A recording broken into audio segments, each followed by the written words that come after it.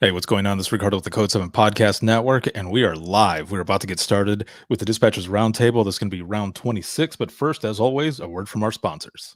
At InDigital, we know that public safety professionals hold themselves to a high standard. In fact, standard doesn't do it justice. In over 25 years working alongside you, carrying millions of calls over our IP networks, your dedication has inspired us. That's why our ESINet goes beyond industry standards, not only I3 compliant, but designed to adapt to future development for a network you can count on when it matters most. Learn more at indigital.net. Here in Greenville County, we have 8 different places where a 911 call can be answered. It is the largest county in South Carolina. It's a challenge. The type of information that a telecommunicator gets from Radius Plus is location-based technology. You can see where the caller is, if they have a medical issue, if they speak a different language. They're immediately able to text to that caller in their native language. It reduces response times because it immediately gets first responders where they need to be. If Within the Trenches has ever taught you something, open your eyes to what it is like to be a 911 dispatcher, or has inspired you to become one, then help support us and join our Patreon. Get exclusive bonus content, one-of-a-kind swag, discounts on merchandise, ad-free early access to new episodes, and much more. To join, please visit patreon.com/WTT podcast. And if you're an industry partner, we have something for you as well. And now, for the show. This is Jordan, and you're listening to the Code 7 Podcast Network.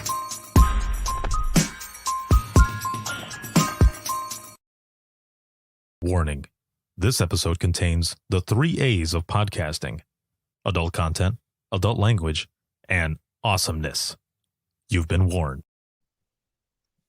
And just like that, we're back. I don't have an actual formal intro for the Dispatchers Roundtable yet. I'm still putting that one together.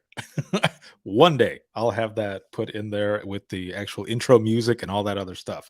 And but this works. This is how we're doing this, and we're jumping right in. This is going to be interesting because there's a few of us here that have one screen, so we're working off of this, and it's going to be weird for me to do this here. But either way, I am super excited to be here with all of you again. This is the Dispatchers Roundtable. This is going to be round 26. We are back. This episode is sponsored by InDigital Rapid Deploy as well as Carbine. A shout out to patrons as always. Thank you. If you have any questions at all for those who are on the panel, just throw them in the comments. Throw any questions or anything in there. I have an excellent group with me here today. It's just part of just a great group of folks who worked on the Reclassification Toolkit, and that is what we're going to be talking about here today. So once again, if you have any questions for any of the panelists, just throw that in the comments. We'll get to them as we're going through. We've got a lot to cover, so we're about to get started. We usually have some big old intros and everything, but we're just going to be jumping in. So one at a time here. I got my first guest, and her name is Sarah Weston. Hello. Hello. Welcome. You were just on another one here a little bit ago, right? Oh, yeah. Yep. And I'm talking really well today, which is great. Oh, well, awesome. Then let's do this. Let's keep the momentum going then. Yeah. Another person who's been, I believe, talking all day. She's going to be traveling and doing all kinds of stuff. Is Halcyon Frank with the Dispatch Lab? Hi. Hello. I'm here. I'm here. Good. I'm here. She is here. Yes. We're so glad. Yes. So my next guest here is Nikki, and she is a former dispatcher, but now works with MCP. Hi, everybody. Excited to be here. Hello. Hey. Oh, this is going to be good. And then last but not least, the always awesome Mr. Ty Wooten. I was going to give a little middle name in there as well, make one up, but I decided not to. Well, I won't do it. I had the urge to do a drum roll. I am effing Wooten. I did it. Yeah. AAD. Do you have a middle name, Ty? We all want to know. David. Oh, that's nice. Yeah, it's very, very serene. Can I call you Ty Damon from now on? Yeah. I dig it. So thanks for having me, Roberto. Yes. Oh, that's right, Roberto. What did I call you? I forget what I called you that one time. I don't Oh, you remember. Jeff. I think I called you Jeff. That's Yeah, all that it was. Jeff. Yeah. So quick side story. This was a few years ago when I was still working within digital. I was in Kentucky for this directors summit that they were doing. And Ty was talking about text 911 and other stuff that Indiana's doing. And he says, yeah, Roberto's sitting back there. He works within digital. He can probably tell you guys. And the whole room erupts into laughter. Everyone is laughing. And I was like, yeah, sure, Jeff. I'll go ahead and tell them or something like that. And it was hilarious. So now I'm Roberto and he's Jeff. Forever. That's so funny because that's people call my mom Roberta all the time. Her Oh, yeah. name's Roberta. You just said that right there. That's what. Hi, Mom. My mom. Oh man, that is the best. So we've got people who are checking in here already. This is excellent. We actually have somebody out of Indiana here. What's up, Zach? What is going on? And again, we are here to talk about the Reclassification Toolkit. This has been a hot topic for years now, but especially now even more so with a lot of different things that have been coming up, but especially this here, this Reclassification Toolkit. And I want to start out with Nikki here, kind of talking about the history of the Bureau of Labor and Statistics, which for all of those who are watching, we're going to be referring to them as just straight up BLS. And you come from dispatch. I'm not talking about BLS, EMS style, basic life support. No, this is the Bureau of Labor and Statistics, but the history of the ruling for telecommunicators in 2018. Yeah, so as most people know, in 2018, there was a massive push nationwide to reclassify telecommunicators, and unfortunately, it did not go through.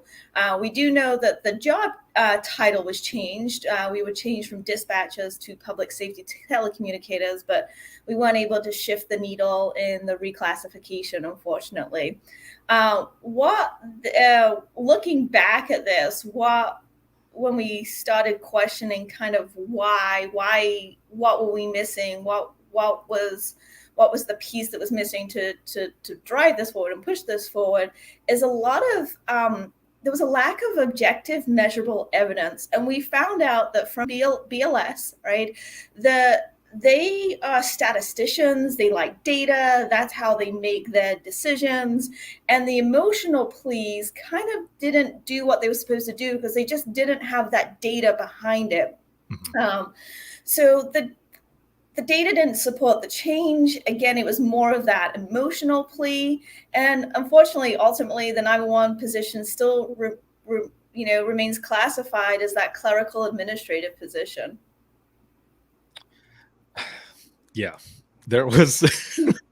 I remember when that ended up getting shot down. I was on a work trip, and I saw it, and I think I wrote a post actually that had a nod towards the Beatles, "Day in the Life," and I heard the news today. Oh boy! And I added on there something about how the OMB ended up shooting down what we were trying to do. I don't remember exactly how I put it, but it was funny, and I wanted to put it out there for that reason, but also to make people start thinking about this and digging into why exactly it was that it was shot down. And like you were saying, there's a lot of different things with protocols and that hard data that they were looking for that just wasn't there at the time. So what were some of the things that, and for all of you, really digging into this and researching, what did we learn from this loss? Like what came out of this? How did we start building more towards this to push forward? Yeah, it's a great question. And what we found from doing our research, working on this reclassification effort with the National 911 program, is that the things that they were looking at were, I don't think, things we were thinking of in the telecommunicator industry, myself included, right? We know today that the BLS went out and looked at over 1,000 job descriptions. They looked at the job titles, they looked at hiring and recruiting, education and training, and the focus on certification, right? We know not all states have minimum training standards, let alone minimum certification standards. Kind of the tools and technology that are out there that a telecommunicator uses. as well as like what professions and trade associations are out there. So when we started diving into this specifically, and specifically around the job description, we also went out and researched job descriptions too. And we found that like most of the job descriptions were older than the people in the positions. And about 50%, wow. Yeah, I know. It was just, yeah, that one hit me like, whoa, time out here, right? And then we found about 50% of the job descriptions still had things such as clerical duties or administrative duties written in these job descriptions. So you can see why the BLS saw those kind of key phrases and, honed in on them.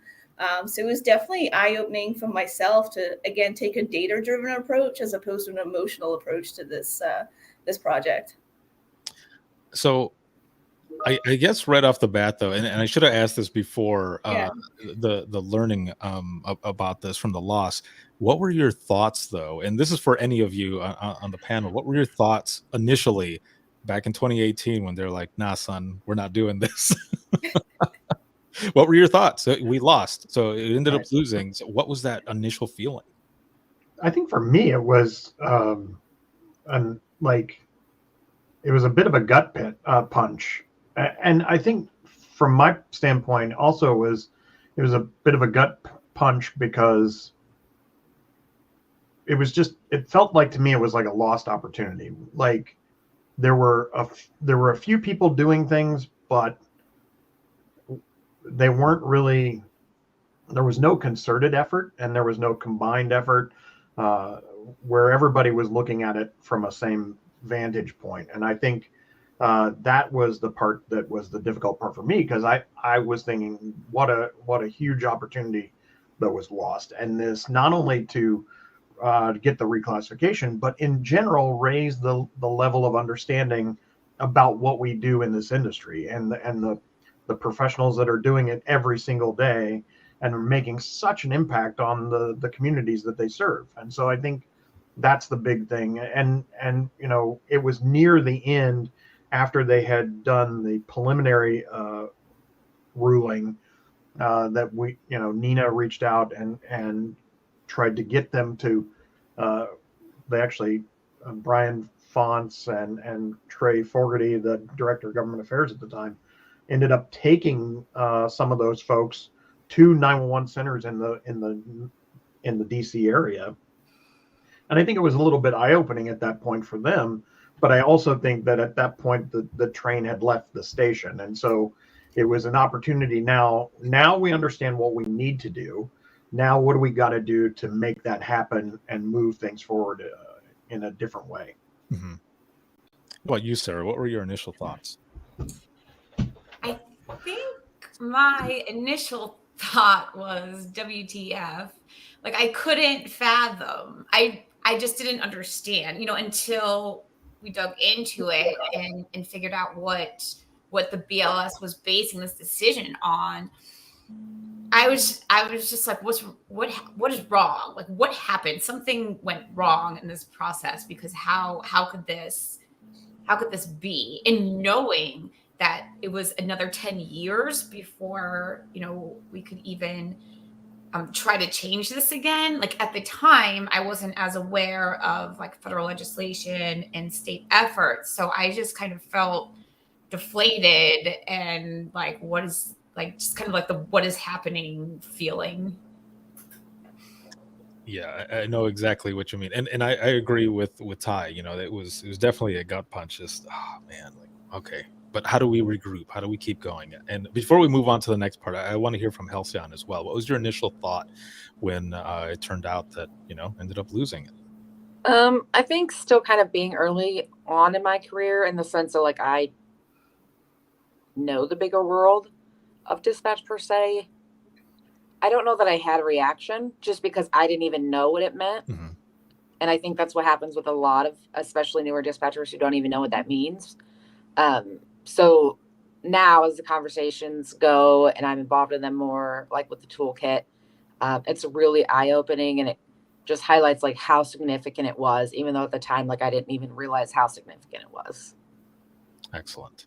So all this time has passed. A few years have passed, and it's, again, like I said in the beginning, it's still a hot topic, and it has been, and it will be until this ends up getting going through.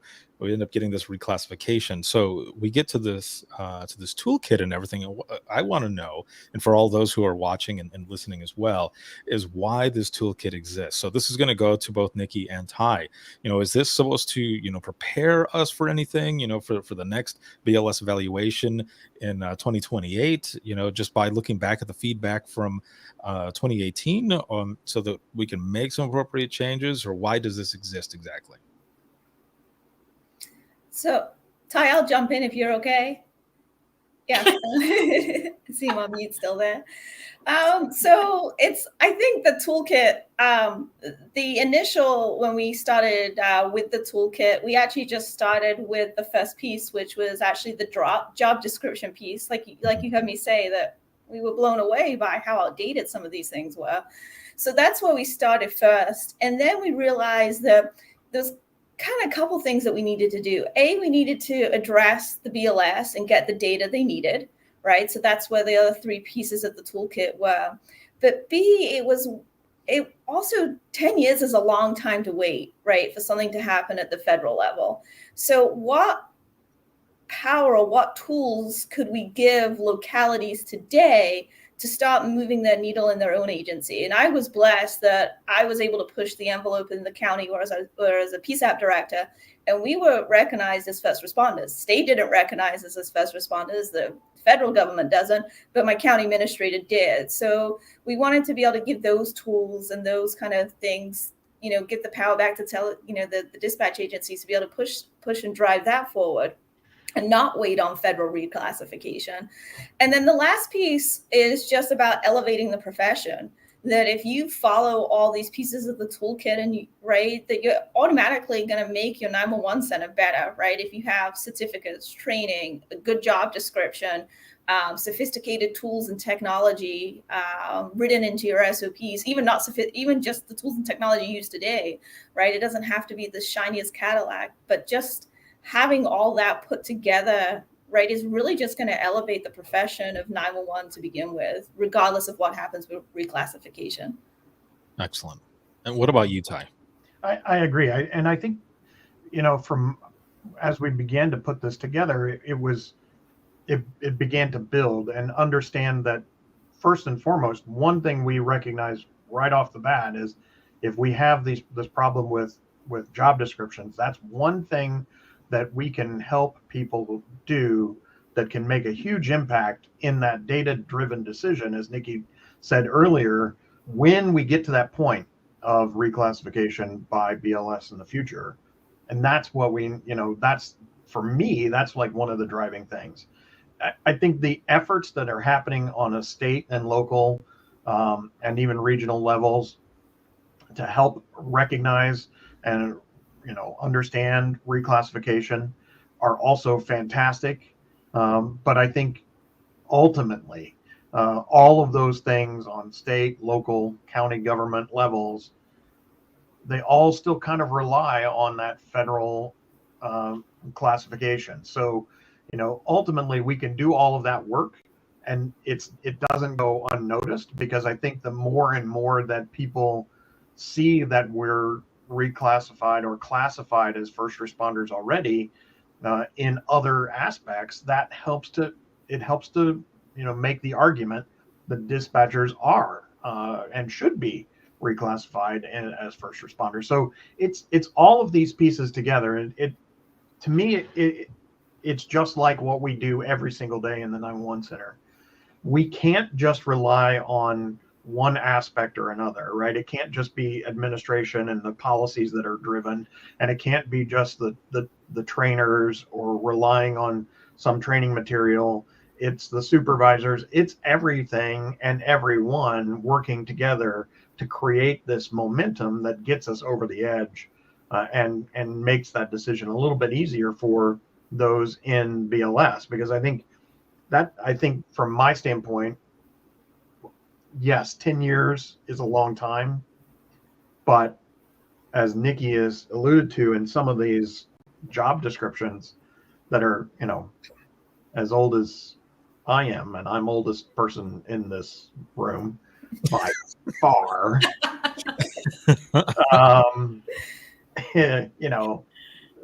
It's time to get these things up to date. And we have seen examples of job descriptions that are woefully out of date, talking about stuff that they don't even do anymore, and no one's updated it. And that's a problem. And it adds to this overwhelming idea of what we chatted about a little bit earlier, the fact that this also just helps raise the bar for our industry.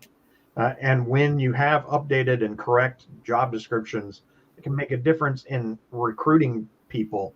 There's so many agencies across the country today are fighting this problem with, short staff. And part of that might be the fact that they haven't touched a job description in so many years, and they're not actually recruiting people, or people look at a job and they're like, oh, I don't want to do that. That's sucky, right? But if they talk about what we really do, it would be really cool, and they might be interested in doing it.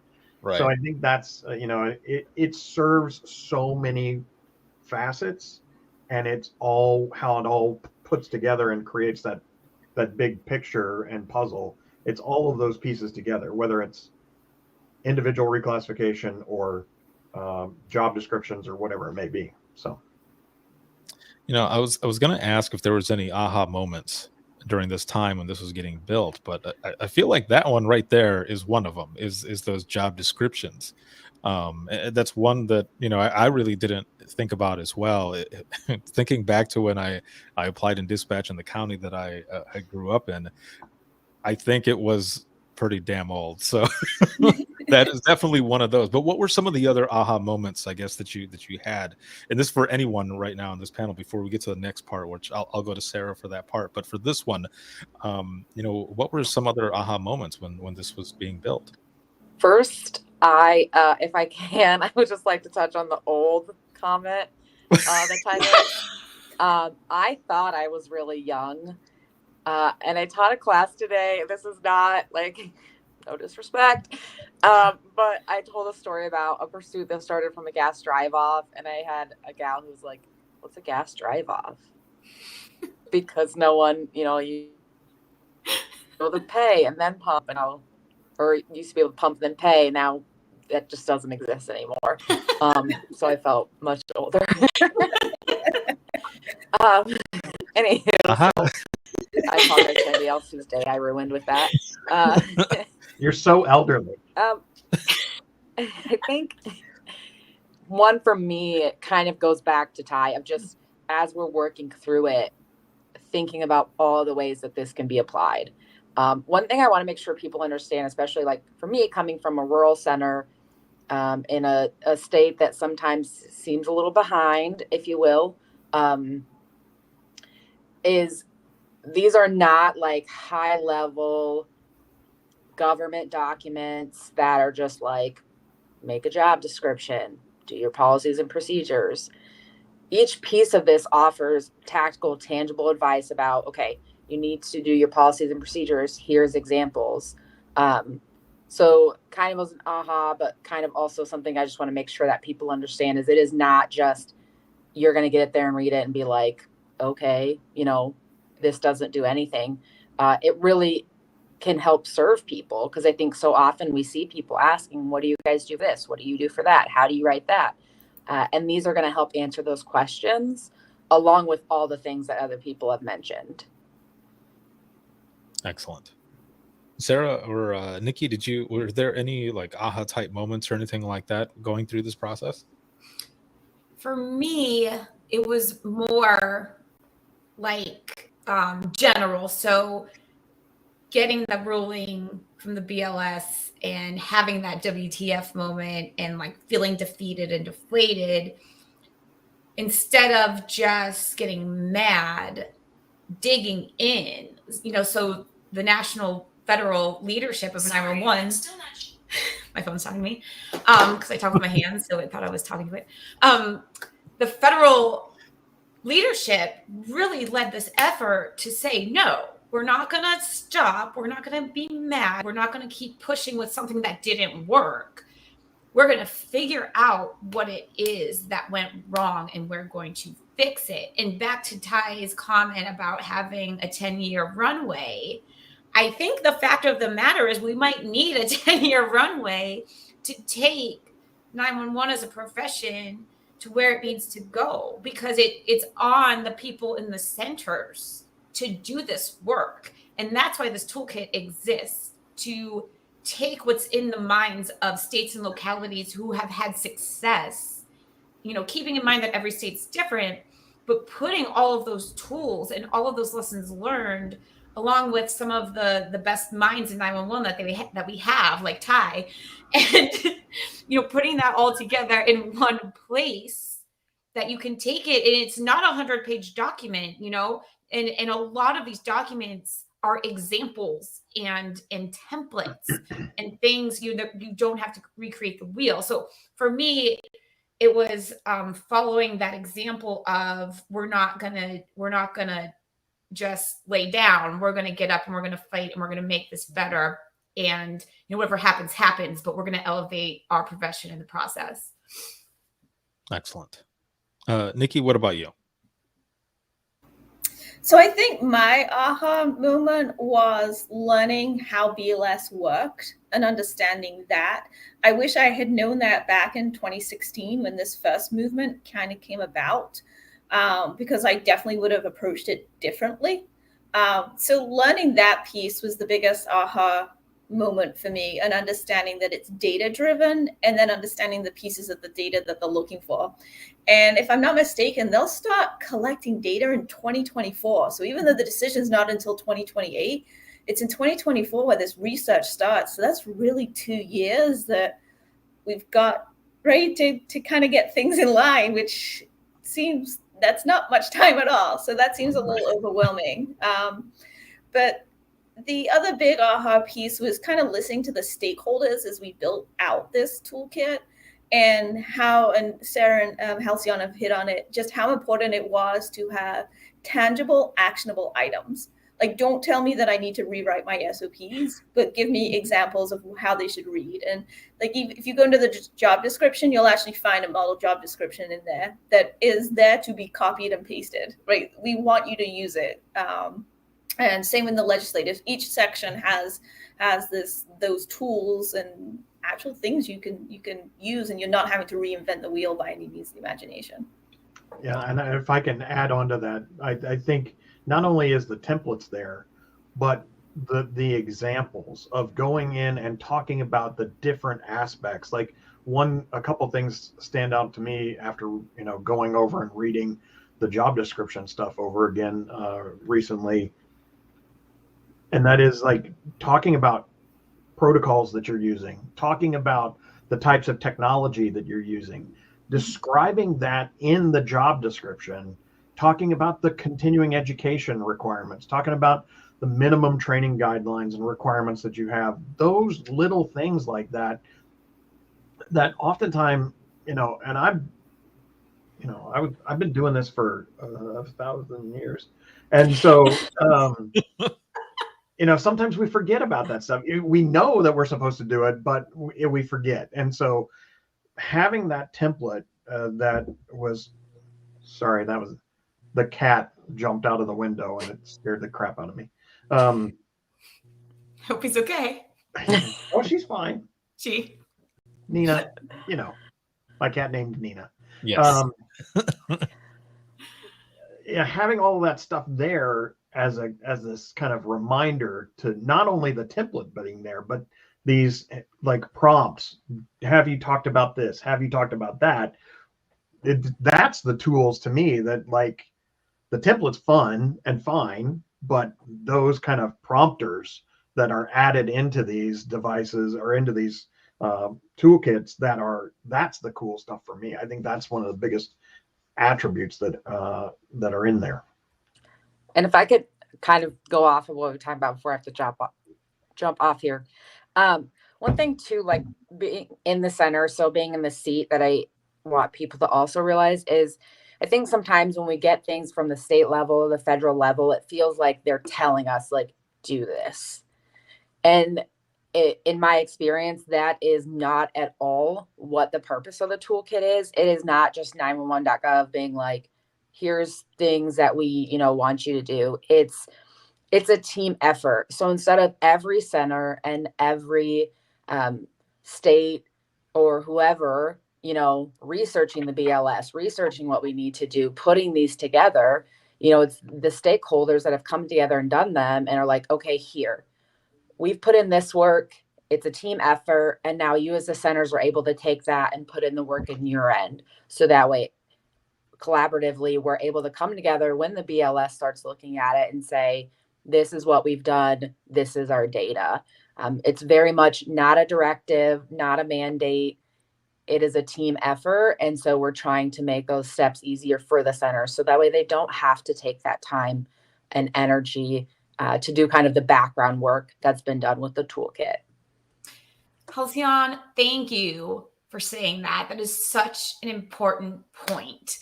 This toolkit is housed on 911.gov, but we created it, and we meaning community. There's 911.gov, the National 911 program paid for and led the effort, but these documents were put together by folks in 911 centers, folks at NENA, folks at state levels, local levels. This is by 911 for 911, and it's not a sanction. It is, here are some lessons learned, best practices, things that have worked in the past. So yes, that's a really good point. And with that, I'm going to jump off, but it was fun. Thanks, guys. All right. Thank you. Have a good one. Good luck on your webinar. You're going to be awesome. So I one of the things that I like the most hearing from all of you is that you were also kind of giving a nod and homage to those in states who have done this at a state level. And I just want to put this on the screen here really quick, because Roxy, who is also part of your crew, everyone who helped put this together, she says, I think it's incredibly powerful to see states and counties rising up to gain first responder status. I think / hope that it is something that the federal government has a hard time ignoring. So there's a lot of folks that that were part of those efforts, I believe, that also helped you guys put all this stuff together, as you were saying too. So there's so much that has gone into this, and a lot of the state stuff happened before the toolkit came out, but you were able to get a lot of information from all those folks to put into this, so that now moving forward, people will have this to be able to do even more with it, which is amazing. So I want to get here to the next part, and because we were talking already about feedback and why the toolkit exists, but I want to go to Sarah here really quick, because this is a three-pronged approach, right, to reclassification. It's the BLS, federal, and then state. Yeah, I think this is an important point, because it feels like there's three efforts happening between getting reclassified through the OMB BLS process, federal legislation through the 911 Saves Act, and also what states and localities are doing to become reclassified to first responders. I like to think that these all help each other, that all of these efforts are interrelated somehow, and that in doing the work at the state level, at the 911 center level, you're pushing forward the data that's going to go into the BLS. And then also, I feel like the more states that have success in reclassifying shows the folks at the federal level that this is something that needs to be done and that's happening. The more states that do it, the more they can look out and say, oh, well, 48 states have done this, so we must need to do it. So there's been some debate back and forth whether, that's helping or hurting the federal effort. But in my mind, this is all helping 911. This is helping elevate the profession, helping to make things better for those in the seats and for those calling 911. So for me, this has been kind of more of a grassroots approach. And as you mentioned, we talked a lot to states that have had success: Kansas, Texas, California, and they all have had input into this. So I think that's important to remember when we're thinking about reclassification as a whole, is it's not one approach that's going to get it. It's us working together, putting a plan in place and moving forward. Now, out of that approach, as you mentioned, you feel like this helps all three of those, and what we're seeing here on the screen is this toolkit overview. If you can kind of go through these parts, because we're gonna touch on these parts, but what I want everyone to know who's watching this right now, and those who end up listening to it, who are patrons who get that audio version of this round of the DRT, is that there are some crowdcast sessions that we're going to be talking about here towards the end, putting some links up and everything, where this group is going to be going in depth with this with the reclassification toolkit to talk more about it and how all of you can use it. This here for the roundtable is just an overview, high level, talking about what all this is about and everything, but they're going to be digging deep into it, and it's something you're not going to want to miss. So please make sure to tune in for that as well. And also, if there are any questions or anything, please throw them into the comments here. But I feel like we're kind of covering all of this pretty well as it is. So go ahead, Sarah, with this overview. Yeah, I'm going to throw this to Nikki, who oversaw, all four parts of this, and then we'll dive a little bit into each one, like you said, just an overview, and then later on in the month of February, we'll go into each one in depth. But the one point I want to make is, this is for you, and we're trying to get the word out to the folks in the centers to download this document and to use it. So that's our main goal. But go ahead, Nikki. Yeah, so each of the parts of the toolkit kind of go back to that BLS objective data, right? The tools, the technology, the job description, the job title, and the training, the certifications, the professional, professional organizations. So each piece of this goes back to that objective data, and has, again, as you already heard us talk about, has those tangible steps and actions that you can take to kind of address those. But each document gives you a little bit of background and history of how we got to where we got to. So you can read all four together. They fit really nicely. But if you know that your training program's kind of up to date and you don't want to read that chapter, that's absolutely fine. Each of these documents kind of stands as a standalone document from each other. I would highly recommend you read each four, but that's me, right? I'm emotionally attached and invested into this, just a tad. Yeah. But definitely, right, if you wanted to, browse through one, you'd be absolutely fine. But you'll find that each one is kind of broken down into a history section, a little bit of background. There's explanation behind things. We get into best practices and standards that are out there. So again, all that research that seems overwhelming, like, what training standards do I use? Well, we've done that work for you, and you can find that in the training program toolkit. The tools, the technology, again, what kind of tools and technology should I be thinking about? Again, you'll find a graphic in there that, oh gosh, the graphic takes up a whole page of all the tools and technology that we could think of that's in a 911 center today. I love that graphic. I do too. Yeah. It's I think amazing. It's so cool. I've never seen it all down on, like, visually on paper like that. All of the technology you use. I know. That should just be a one-page paper just to hand to somebody. Like, this is all the stuff we do. Yes, just make posters. Honestly, that's one of those things where you almost could say, you have questions about what we do and what we should be classified. Yeah. Here, look at this one piece of paper, and that in itself could be a declaration for why, right? Yeah. So oh, wow. I totally agree. Yes, we'll have that graphic and then a picture of the 6 screens. Like, this is where it all lives. Oh man. Well, so I want to drop this off here really quick because I want to go into the part 1 part of this, because there's a picture that I want to share here really quick, and I think this is the one. Yes. Okay. We can dig into that part. I've got images for each part here that I want to show, and I think this was Nikki. This was your part as well. Yeah. This part, and then the second part, the second image. But I just kind of want you to go over a little bit of this, what people are looking at. Yeah, so this is what you look. I don't want to go too far into deep Sure, right. today. Yeah, but what you're seeing here is kind of the major steps that you could take. And again, you see everything that we've given you is an actionable item. So right, the biggest thing is you need to understand your job requirements, and we already hit on that today. That we were finding job descriptions. We've all said it. All of us on this panel have all seen these job descriptions that just don't match what we do, and they're just so outdated. So that's probably where you need to start with when you're looking at your job description, right? Really identifying those key components. What are the tools and technology that you use in your 911 center? Right? Are you putting that into the job description? Really engaging your hiring authority.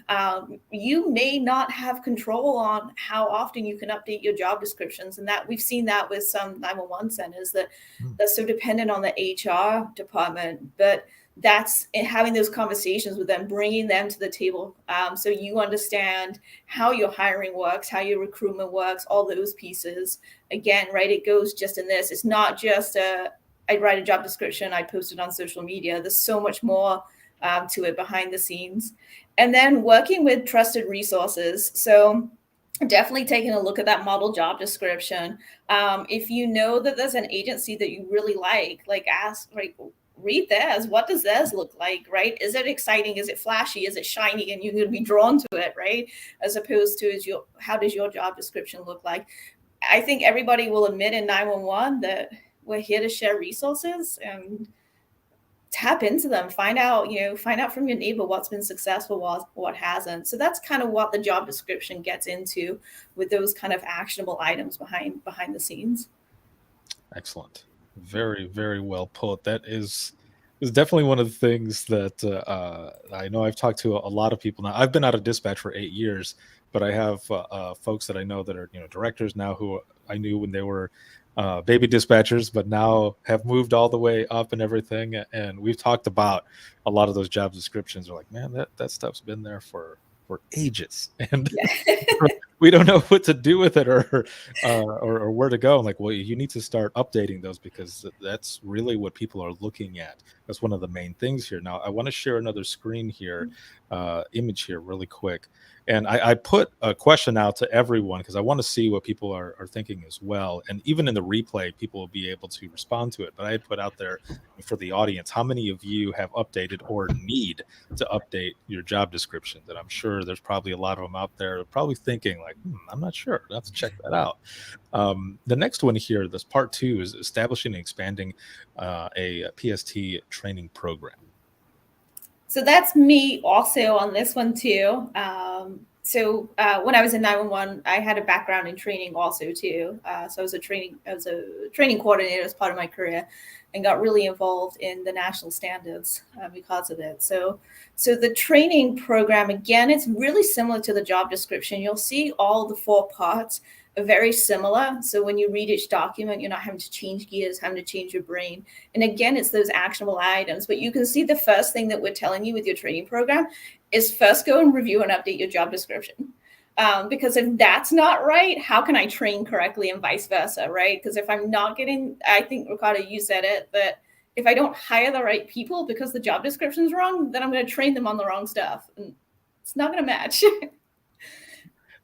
Yeah, no, you're right. And a lot of times people will see some of those descriptions. They'll come in and they'll sit with us for a sit along and like, oh, yeah, you guys are just kind of sitting waiting for stuff to happen. I'm like, no. That's not this is not a good depiction of 911. Like, it goes to hell. And if you want some, even saying to some of the people who would come in, like, do you like adrenaline rushes? Because sometimes taking a 911 call is like being in a fast car and pressing the gas pedal and letting go of the steering wheel, because anything can happen. It goes crazy.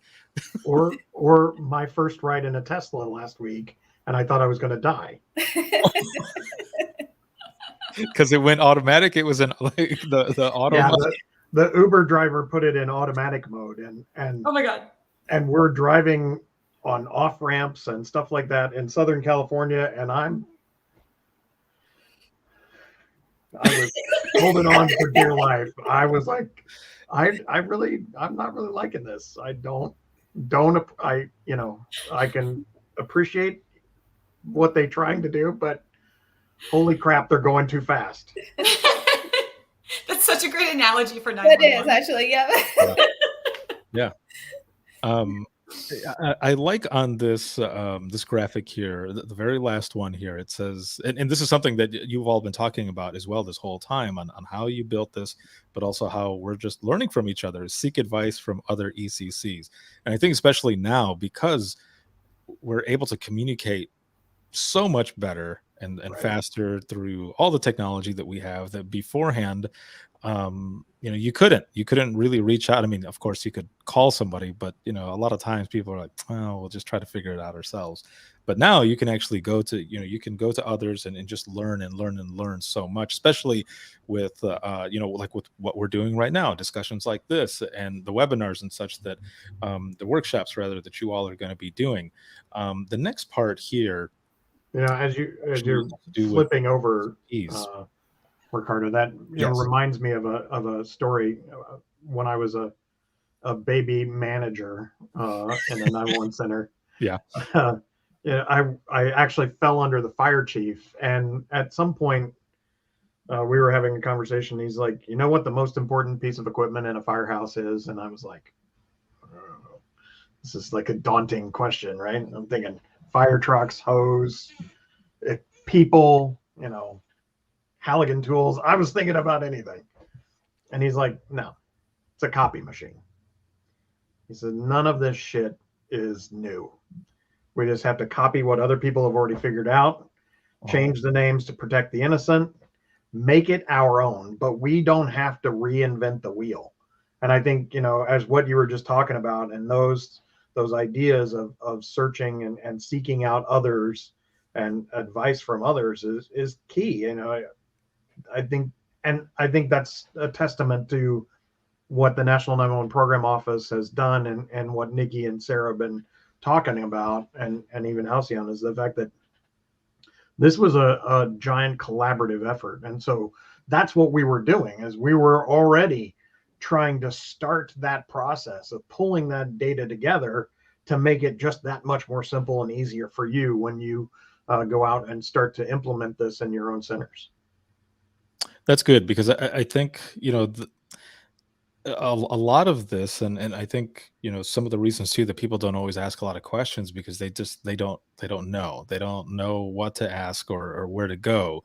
And the fact that all of this is put together, and that all of you are going to be going way more in depth with it, they'll be able to have that information and have what they need to ask further questions and move forward in this entire process, especially for everything that they're doing. But now with this third part here, operational integration and of technology and tools, this part I was going to go to Halcyon for, because it talks about SOPs and such as well. But I will go back to either Nikki or Ty for this part. Well, Nikki's got her is muted, so I'll take it. I think it's very similar as the structures as the other two, and as Nikki said earlier, they're all structured exactly the same way. And really, giving you, we got to think about, when we talk about technology and things like that, there are specific things that are standards that are out there. There are regulations. There are standards that are codified in states, right? A lot of NFPA standards are codified in state statute, and or local statute, and require you to do different things. Some of those things are an aspect and are relevant to the 911 industry.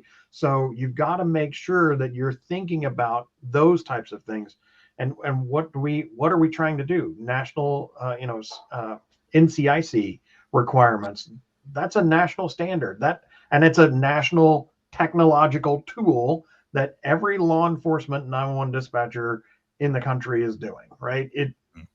yes, there are variations on the theme based on the state, but it goes back to some sort of CGIS standard. And so those types of things are important for us to take a look at, use the subject matter experts that we have to drive and help to elevate and make sure we're not selling ourselves short in the technological aspects when we're putting these things together, talking about the job descriptions, really all of these things, except for the first three here are they still, all of them go back to that job description. And Nikki was spot on when she said it in the last section, that if you don't have good job descriptions, you can't train people to them.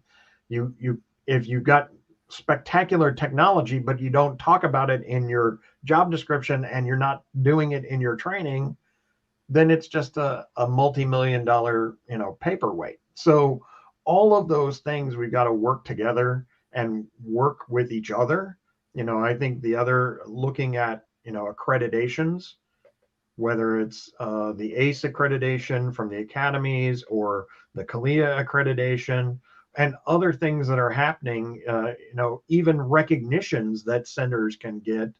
I know that Nina is coming out with a new recognition for training and commitment to training, and doing all of those things. So all of those things combined add to all of this, and it just, again, it goes back to what Sarah said earlier, helps to elevate the profession. If nothing else, I'm knocking on wood here, and I hope that it doesn't happen, because I hope that all of the efforts that we've done so far and what will happen over the next 3 years as we get ready for that decision in 2028 is a positive one. But even if it doesn't happen, I'm going to play real devil's, Debbie Downer at the moment and say all of our efforts go unnoticed and they still keep us the way they are. At the end of the day, I know that we have done more to elevate the profession and understanding about what these amazing people do today than we had 10 years ago. And so, when it's all said and done, we might still not be happy with what the outcome is. But at the end result, we all have to hang our hat and know that we still did a good job. Yeah, no, I fully agree. And just bringing everyone together and working on something, it's just to be unified, right? And I like what Natalie here says in the comments here. She says, or you keep seeing the same questions over and over. I love that we have a place to go to that is public. I've always said that we have to share with each other, just like what we've all been talking about. We have to share with each other. The more we share what is relevant to our 911 industry, brings us closer to having a national standard. Long overdue in our industry. And she says, nice job. She says, we all want reclassification to be recognized as what we do. Yet many have to understand that with that title comes responsibilities. One I see is standardized training in our 911 industry. Right. And that, and that's a good point. I mean, the reality is that was in some respects, some of the, I look back on my 400 years in this business, and I thought it was 1,000. Well, maybe, I don't know. It's all starting to run together. But Natalie's comment about a national training standard. Well, sure, but that it was 10, 11 years ago, and I wrote an article in the Nina magazine, said we should have a national training standard, and then Lori Flaherty and her great, you might be, Natalie, but not very much older than me. I cannot believe you said that. I'm just like, it all. Maybe. I said she might. I didn't say she was. I said she might be. But it couldn't be very much older. But Lori pulled together an incredible team at that point to develop the minimum training guidelines. That the recognition of of the years of experience and the years of work to do all of these things, we've been working on this. I think in some ways we've been working on this and not knowing we were working on it, through all of those things. And I remember when we started that process back in the day, there were, I think, 18 states in the country that had minimum training requirements for 911 telecommunicators. We're now up to 32, and I can, report as of today that, Indiana is one step closer. We passed the Senate on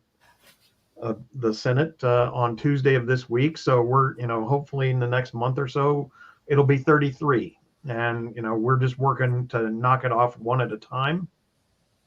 But all of these things combined, all of these activities, not only help the discussion about reclassification, but really in general, and raising the bar for our profession.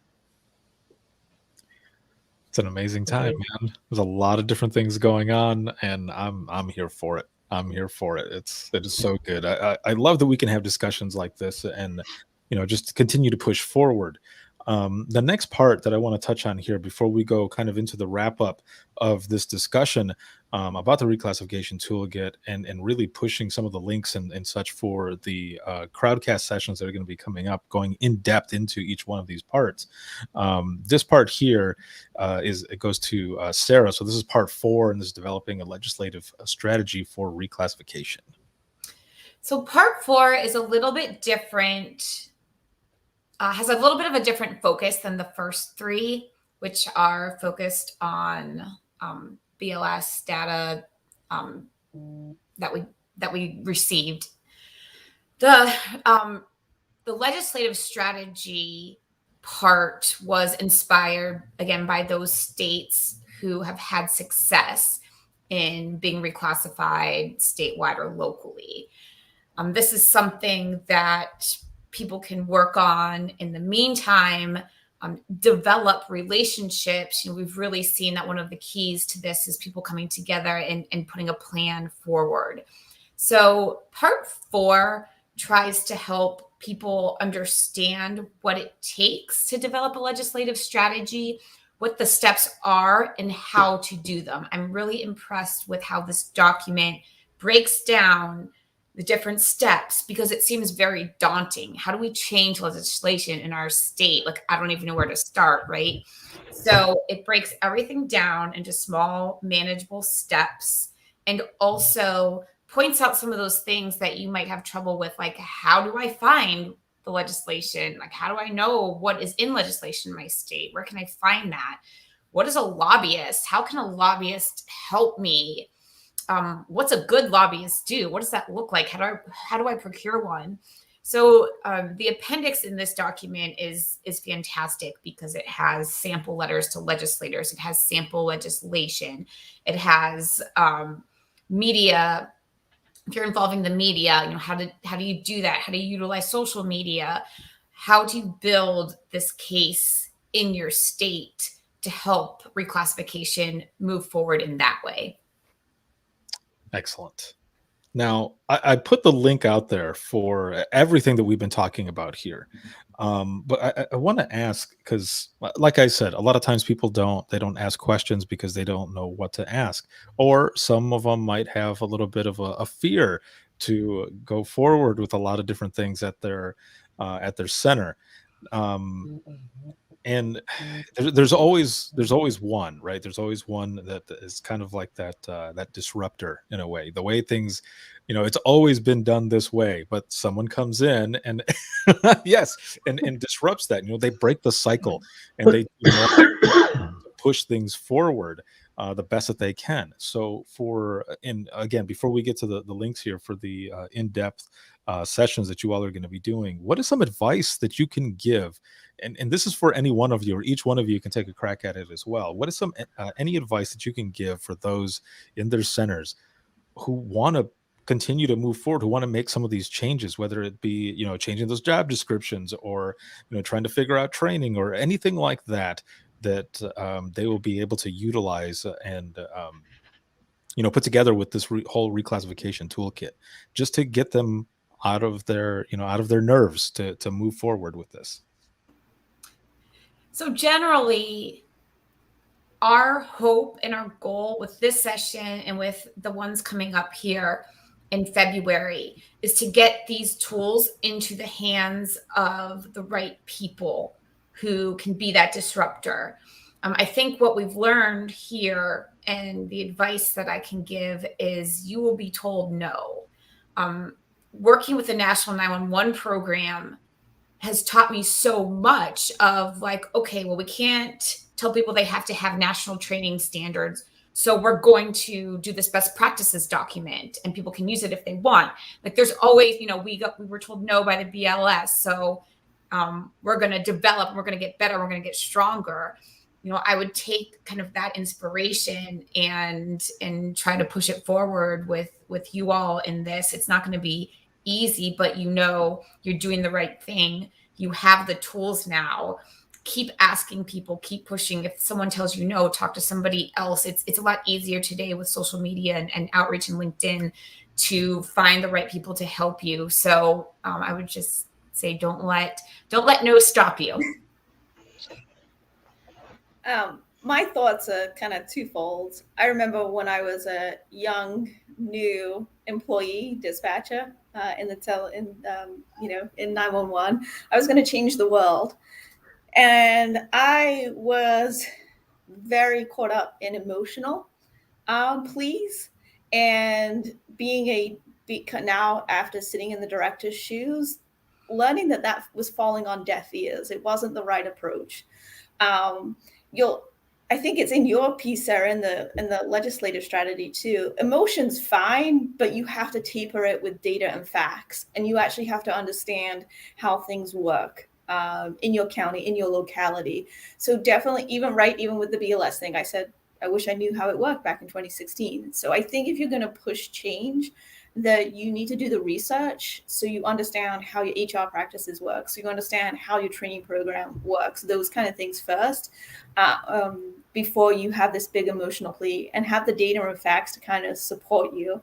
Right, I learned that the hard way, and I just don't want anyone to go through what I did, because I was just the loudmouth in the 911 center and got overlooked because of it. It wasn't because I wasn't trying to do good things, but I just went about it the wrong way. I think Nikki nailed it on the head.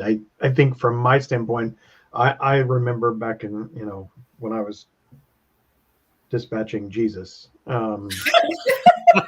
Wait, you were dispatching Jesus, or you were dispatching Jesus? I was. Either one. It doesn't matter. So Ty's now, you're more than 1,000 years old now. Yeah. He keeps getting older and older as we go. Older and older and older. But the reality of, I was kind of like Nikki described. I was the one that was going to go change the world. And in a lot of ways, I did. But I think that the one thing that somebody told me early on was, okay, if you're going to do this, you got to have that data. And so, yeah, as Natalie says, it's intelligence and passion at the same time. Yeah. So being able to bring that data and information with the story, those two things coupled are more powerful than each of them independently. So, again, we just had this hearing last week about training here in Indiana. And one of John Jocantis, one of the directors that got up and talked about it, he's talking about the data side of it, but coupled it right with, talking about people on their worst day and taking those last calls and those types of things.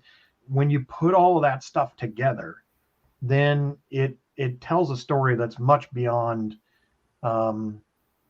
what each of those individual pieces can do. And I think that is the key to it. And then I'm just going to end with kind of what Sarah said, and that is, don't give up. keep at it, right? I mean, you might get initial no, but don't be defeated in that initial no. Just take that initial no and say, okay, what do I need to do to readjust my efforts to make a better argument the next time? But the reality is, our industry has been growing and getting better. And it's because of the people that have been working and not giving up and saying, this is an important thing and we're going to do it right. Man, I don't even know. I know. Yeah, take this off. Drop that mic. Very well said. This has been awesome to have all of you on here to do a high-level overview for this round of the Dispatchers Roundtable on the Reclassification Toolkit. Now, you have all of these sessions that are going to be coming up. I think there's 3 or so of them that are going to be coming up. So, Sarah, I want to go to you for this. I've got links that I'm going to be sharing here in the comments, and I'm going to go ahead and share this first one here that's on February 7th. Yes, so February 7th, we are going to do kind of a more in-depth overview of all of them. We're going to be talking in more detail about all the things that we talked about today. So the first one in the series is going to cover everything. And then the second one is February 22nd at noon, and we're going to cover the first 2. So we're going to really dive in depth on the job descriptions and updating training. So we'll be going through the documents actually and showing you what they consist of, what they say, and answering any questions that you may have on how to apply them. And then the final one is February 25th at 10, and all of these times are in Eastern because that's where I am. The final one is going to be the last 2. So we'll talk about technology, SOPs, and we'll talk about the legislative document. Again, more in depth. We'll go through the document. So I really recommend, if you're interested and you want to join, you can sign up now. And downloading these documents in advance and reading through them before you join, so you can come with your questions, and it'll just make it a little more useful for you. Excellent. I will make sure to share all of this stuff as well on the podcast page and throughout social media, with everything that I'm doing as well, to get more people to go in there and just learn so much more about this this in-depth conversation on the Reclassification Toolkit. Thank you all once again. I put the website out there for the toolkit and all, but everything is found on 911.gov, right?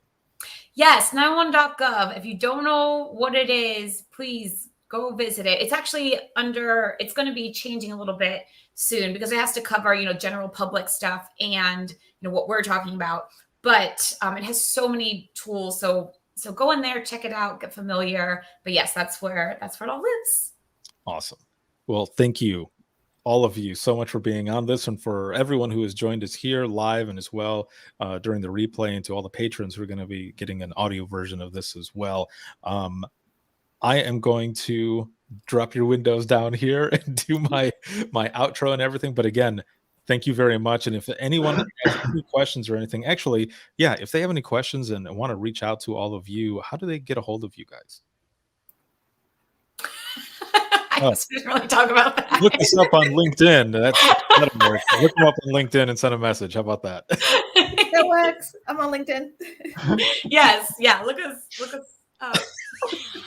Call Sarah. She's my agent. Do not call me if you want your phone call answered. Oh, hold on. Let me put her phone number on the screen. I'm playing. Change my number. No, just kidding. You can. I'm sorry, Nikki, what is the email address for NHTSA? I don't want to mess it up. I'm going to mess it up too. So you're asking okay. Don't ask me either, because I don't go to Sarah on Facebook. You can. We're all on LinkedIn, and I guess as you see us post about this, you can send a Facebook message or whatever's most convenient for you. Awesome, excellent. Thank you so much for having us. Yes, you are welcome. And I will be right back here with each and every one of you. For those who are watching, if you have any comments, questions, or you want to be a guest on the show, you can email us, and that's going to be wttpodcast@gmail.com. And also, when emailing in, if you have any topic ideas for the Dispatchers Roundtable, please send something out. Again, it is wttpodcast@gmail.com. You can follow us on Twitter. That is @91podcast. You can like us on Facebook. That is facebook.com/within the trenches podcast. This can be seen on Facebook, YouTube, as well as Twitter, and LinkedIn Live, which it looks like is not checked on here for some reason. It wasn't on there, but it will be exported and added to it. So make sure to look out for that on LinkedIn Live as well. This episode has been sponsored by InDigital, as well as Rapid Deploy and Carbine. Special thanks to patrons. If you want to be a patron and support us, you can hook us up, patreon.com/WTT podcast. And then for patrons only, you get an audio version of this. And then for the flagship show Within the Trenches podcast, you can listen 24/7 on Apple Podcasts, iHeartRadio, Spotify, your favorite podcasting app, and withinthetrenches.net. Have a good one, everyone, and we will see you in the next one.